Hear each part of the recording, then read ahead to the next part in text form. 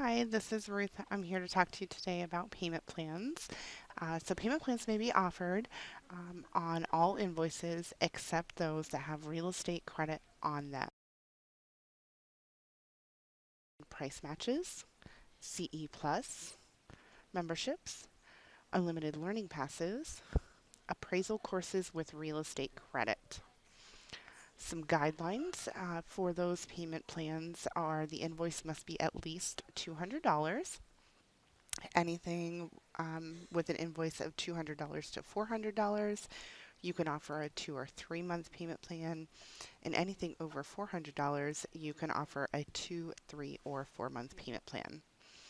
There's absolutely nothing in the system that is going to stop you from creating a payment plan on a $10 invoice or a $50 invoice. It is your responsibility as an education specialist to make sure that you are not creating payment plans for those scenarios. So let's go ahead and create a payment plan on an invoice.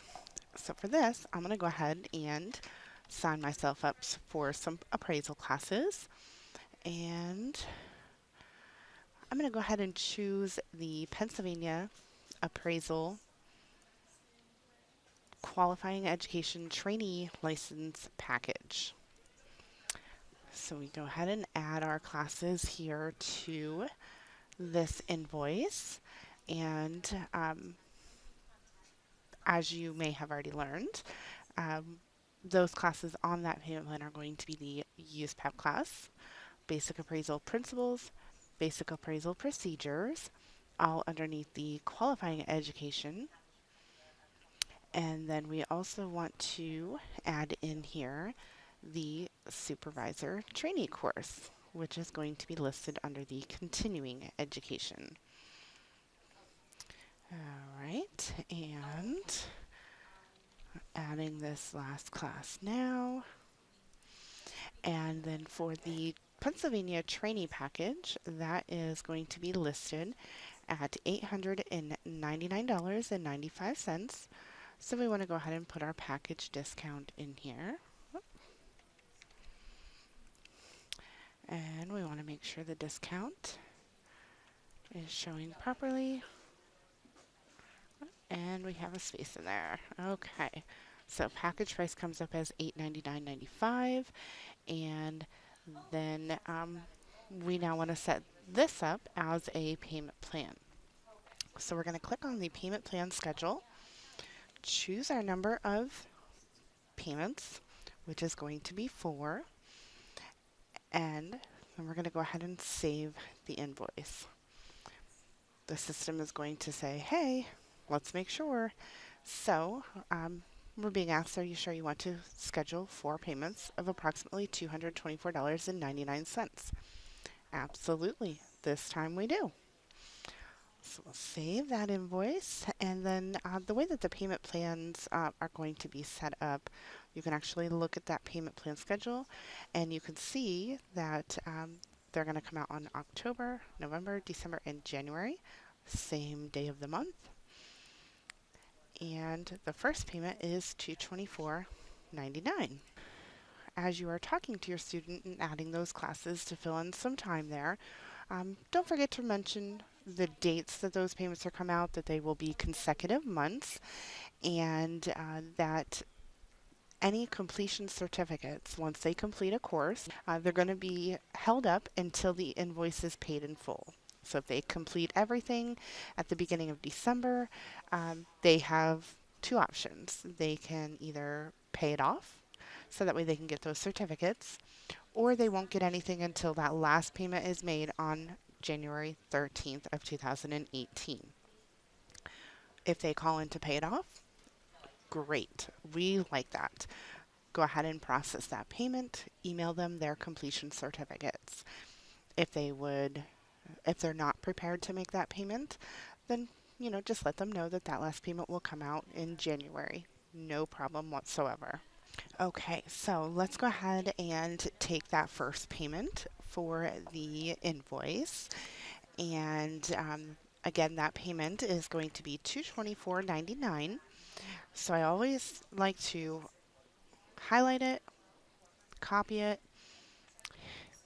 accept my payment, change my payment amount to $224.99. If you check mark the auto apply, it will auto apply that $224.99 to the invoice. So we've got a triangle here that we want to make sure that we are double checking. $224.99, $224.99, and $224.99, that all three of them are matching. If they don't match, your payment may not be the correct amount. We also then want to make sure under the payment method that we're selecting the correct payment plan schedule to go along with this payment. So we're going to hit under the payment plan schedule, hit that arrow, hit list, and then select the payment from the drop down.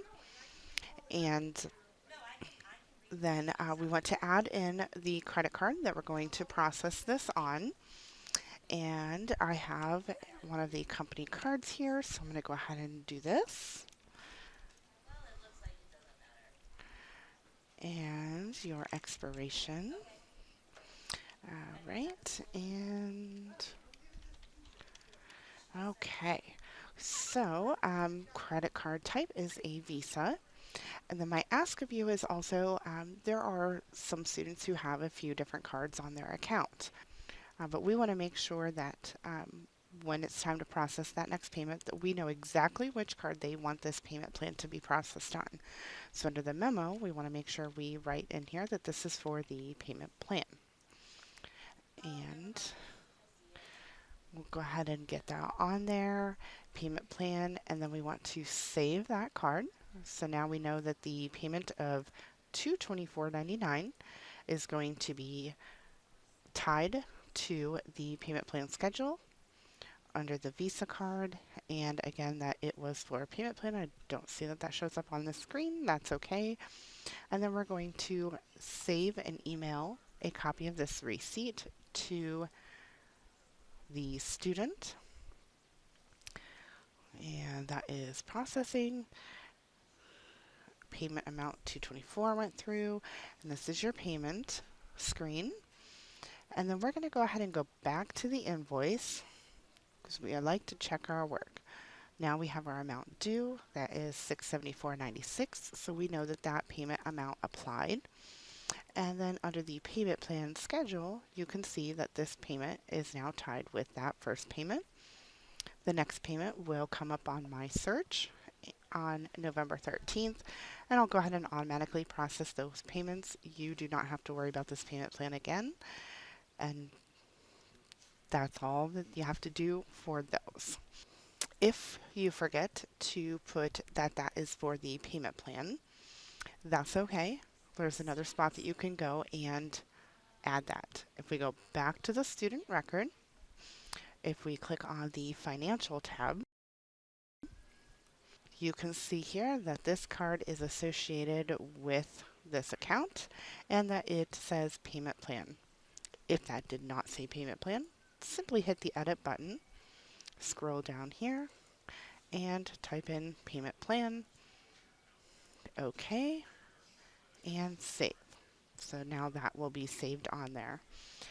If you are under the financial tab and you see that there are multiple cards here, some of them may be expired, go ahead and remove them. All right, so occasionally you are going to come across an account that the student may have a note on there that they received an email or a phone call from me letting them know that their payment declined. If the payment has declined and they're calling in, they want to make that payment, or they may want to extend the payment out. Go ahead and process their payment if that's what they're choosing to do, and then it will come off of my search. No need to send me a case. No need to send me an email. It will automatically come off. No more follow-up from me. If you come across an account that it was noted that the payment was delinquent and their invoice was canceled, they will need to make the payment in full, and a case will need to be sent to me so that way I can reinstate that payment plan. There is not the option that they are able to make a small payment to get the courses back. They do have to make that payment in full. The account will be noted with exactly how much they have to pay. If it's a different credit card, go ahead and update the credit card on the financial tab and send me a case to reinstate the payment plan. And that is how we go ahead and create a payment plan. If you have any questions, certainly don't hesitate to ask your trainer. And for more information on delinquent payments and more detailed instructions on payment plans, check your guidebook. There definitely should be some information in there.